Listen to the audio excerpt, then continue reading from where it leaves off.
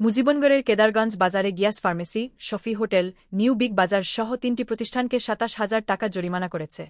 সোমবার দুপুরে অধিদপ্তরের মেহেরপুর জেলা কার্যালয়ের সহকারী পরিচালক মোহাম্মদ মামুনুল হাসান মুজিবনগরের বিভিন্ন বাজারে এ অভিযান পরিচালনা করেন।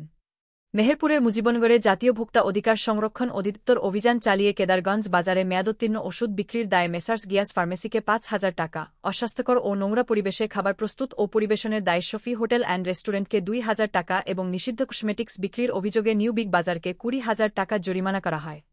অভিযানে সহযোগিতা করেন জেলা স্যানিটারি ইন্সপেক্টর তরিকুল ইসলাম, জেলা নিরাপদ খাদ্য কর্মকর্তা রিয়াজ মাহমুদ এবং মেহেরপুর জেলা পুলিশের একটি দল। জাতীয় ভোক্তা অধিকার সংরক্ষণ অধিদপ্তরের পক্ষ থেকে জানানো হয়েছে, জনস্বার্থে এ ধরনের অভিযান অব্যাহত থাকবে। মুজিবনগর খবরে নিউজ এর জন্য যোগাযোগ করুন। আশফারুল হাসান সুমন, উপদেষ্টা সম্পাদক, মোবাইল ০১৭২২২৬৬০৬। শাহিদুজ্জামান রিপন, যুগ্মবার্তা সম্পাদক, মোবাইল ০১৭২৩০০৪৩০০। মহসিন আলী আঙ্গুয়ার, সম্পাদক ও প্রকাশক, মুজিবনগর খবর.com, মেহেরপুর।